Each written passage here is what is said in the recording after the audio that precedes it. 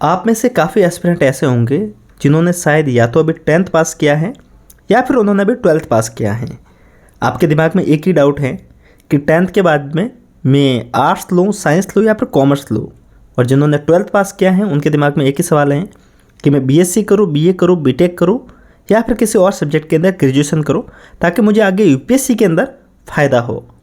ये सवाल काफ़ी ज़्यादा लाजमी है और काफ़ी ज़्यादा पूछा भी जाता है। ईमेल के माध्यम से, इंस्टाग्राम के माध्यम से काफ़ी एस्पिरेंट इस सवालों को करते हैं।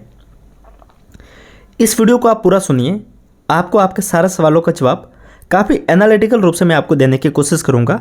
मैं आपको वो वीडियो बना के नहीं देने वाला जिसके अंदर आपको 1-2 मिनट के अंदर एक शॉर्ट्स वीडियो के माध्यम से मोटिवेशन दे दिया। वैसी मुझे बातें अच्छी भी नहीं लगती हैं।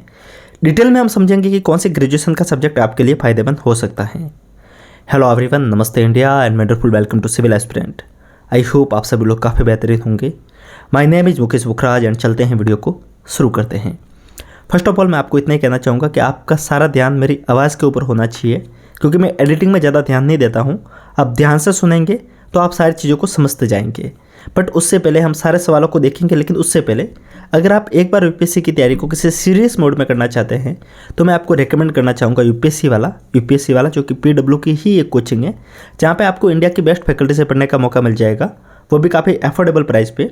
यहाँ पर आपको संकल्प बैच देखने को मिल जाएंगे जो कि आपको यूपीएससी 2024 के लिए टारगेट कर रहे हैं, जिसकी फीस है 9,999 रुपये। 10,000 रुपये के अंदर आप कंप्लीट यूपीएससी की तैयारी कर सकते हैं। इसके साथ में यहाँ पर आपको ऑप्शनल, सीसेट, बाकी कोर्सेज भी देखने को मिल जाते हैं। ऑप्शनल भी यहाँ पर आपको बहुत सारे देखने को मिल जाते हैं। वैसे इनकी फ़ीस काफ़ी ज़्यादा अफोर्डेबल है। फिर भी अगर आप हमारा कोड एस्पिरेंट 10 यूज़ करते हैं तो आपको हमारी तरफ से 500 रुपये का डिस्काउंट देखने को मिल जाएगा। सो एक अच्छी बात है, आप कम प्राइस के अंदर और जो कम प्राइस है उसको भी आप और कम कर सकते हैं हमारा कोड लगा के। एंड यहाँ पर आपको बहुत सारी चीज़ें और भी देखने को मिल जाती है, लाइक मंथन मैगजीन, नोट्स, पीडीएफ, पीपीटी, सब कुछ देखने को मिल जाता है। सो डिस्क्रिप्शन में लिंक है, आप जाके एक बार विजिट कर सकते हैं अपनी तैयारी को शानदार बनाने के लिए। So now we will discuss about which stream is the good for UPSC civil service examination. सबसे पहले हम समझते हैं कि डाउट आ क्यों रहा है। अगर हम इस जड़ को समझ गए ना तो शायद आगे की चीज़ों को समझना बहुत ईजी हो जाएगा। आजकल क्या है कि पहले के टाइम में जो बच्चा 10th या 11, 9, 10 पास करता था ना, उसको यही नहीं पता होता था कि उसको करना क्या है। इसके पीछे रीजन था कि उसके पास में मोबाइल नहीं था, उसके पास में सोशल मीडिया नहीं था, वो पूरे दिन टॉपरों के वीडियो नहीं देखता था, वो पूरे दिन इंटरव्यू के वीडियो नहीं देखता था, वो पूरे दिन शॉर्ट्स वीडियो नहीं देखता था। तो उसको पता ही नहीं था ना कि यूपीएससी एक बहुत बड़ा हुआ है, बहुत बड़ा क्रेज है, जहाँ पर जाने पर बहुत सारी इज्जत मिलती हैं। तो उस समय हम देखते थे हमारे इंटरेस्ट को। 10th के बाद में हमें देखना होता था इंटरेस्ट को कि भाई मुझे किस सब्जेक्ट में इंटरेस्ट आ रहा है, मैं उस सब्जेक्ट को ले लूँगा। या फिर हम हमारा किसी सीनियर को पूछते थे, हम स्कोप पूछते थे कि इस सब्जेक्ट के बाद में करने के बाद में कौन कौन से स्कोप होते हैं। साइंस के बाद में अच्छा ये स्कोप होता है, आर्ट्स के बाद में ये होता है, बीए के कॉमर्स के बाद में ये होता है। सो हम उसके हिसाब से डिसाइड करते थे। आजकल क्या हो गया कि बच्चे देखते हैं शॉर्ट्स, और शॉर्ट्स में दिखते हैं सिर्फ मोटिवेशनल वीडियोज, वो भी यूपीएससी वाले। यूपीएससी का क्रेज इस लेवल का है कि आप देखेंगे, मैंने भी हाल ही में एक न्यूज़पेपर का एक आर्टिकल पढ़ा था, करीब 27% स्टूडेंट जो पहले किसी और स्ट्रीम में जा रहे थे वो आज सिर्फ यूपीएससी में जा रहे हैं।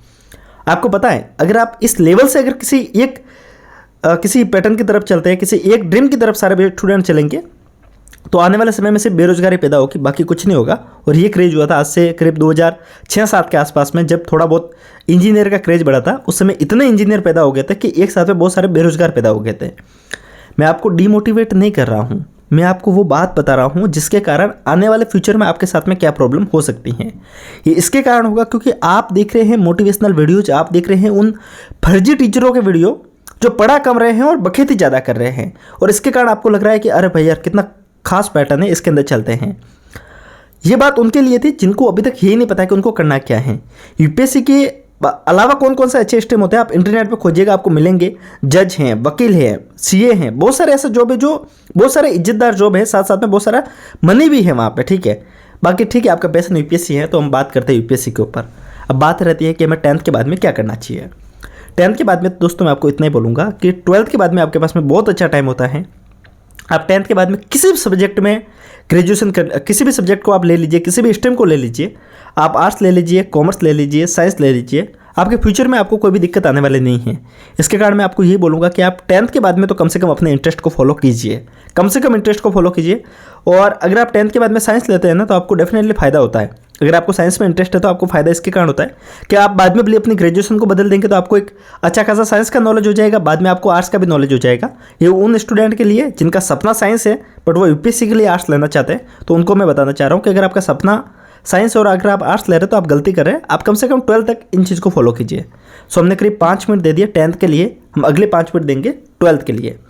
देखिए, अगर आपने 12th पास कर दी हैं और अब बात रहती है कि आपको ग्रेजुएशन किस सब्जेक्ट पे करनी है, पर सबसे पहले हम समझते हैं कि ग्रेजुएशन की इंपॉर्टेंस क्या है यूपीएससी के लिए और लाइफ के लिए।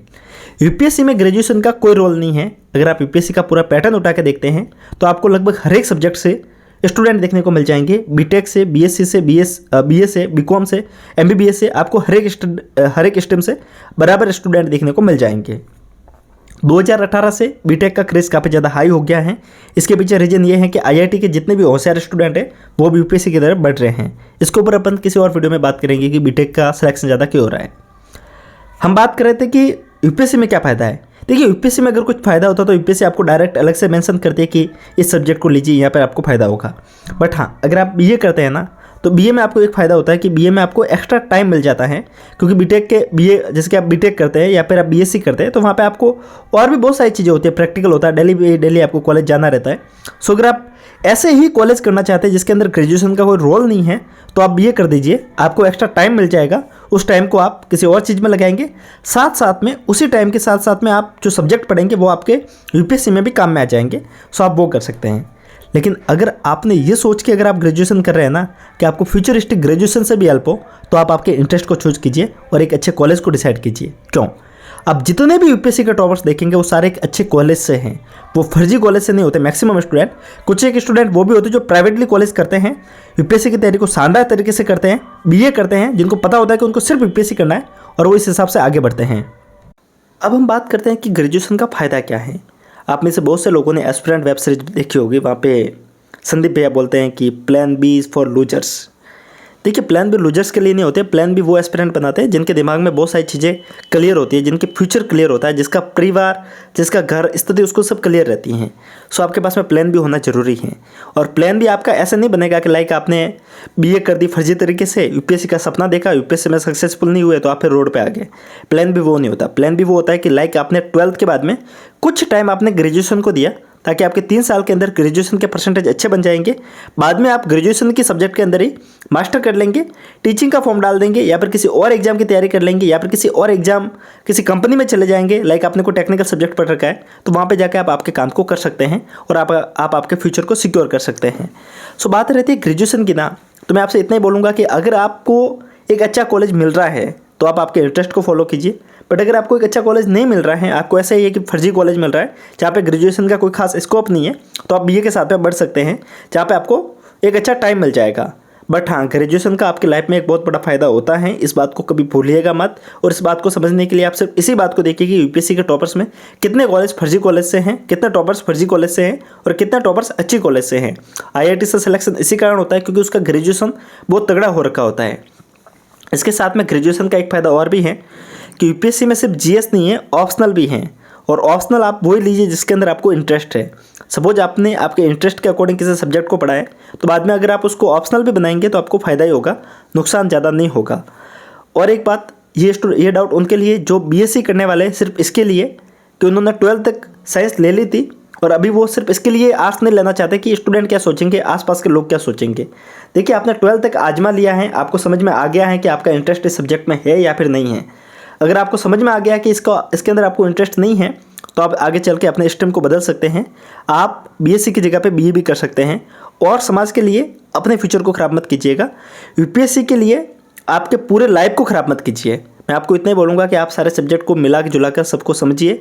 उसके बाद में जब आपको लगने लग जाए ना कि अब इस सब्जेक्ट में मेरा इंटरेस्ट है, उस सब्जेक्ट के अंदर चलिए। और अगर आपको अच्छा कॉलेज नहीं मिल रहा है, सारी चीज़ें आपको कन्फ्यूजन नहीं लग रही है, तो आप बीए कर सकते हैं। ये मेरा एक फाइनल वर्डिक्ट है। मुझे लगता है कि इस वीडियो को देखने के बाद में आपको और ज़्यादा कन्फ्यूजन हुआ होगा। इस वीडियो को आप फिर से एक बार सुनिए कि मैं किस टॉपिक के ऊपर आपको क्या बात करने वाला हूँ। मैं आपको एक अच्छे फ्यूचर की तरफ बात करने वाला हूँ। मैं आपको ये नहीं करने वाला कि लाइक आप यूपीएससी की तरफ पे जाइए। मैं आपको और स्कोप के बारे में भी जानकारी साथ साथ में देता चल रहा हूँ। उन सारी चीज़ों को एक बार आप जब एनालाइज करेंगे ना, तब आपको समझ में आ जाएगा कि आपको कौन सा सब्जेक्ट लेना है। मैंने आपको बीए के भी फ़ायदे बता दिए, बीएससी के भी फ़ायदे बता दिए, बीटेक के भी फ़ायदे बता दिए। सो ओवरऑल अब आपको डिसाइड करना है कि आपको किस तरफ जाना है।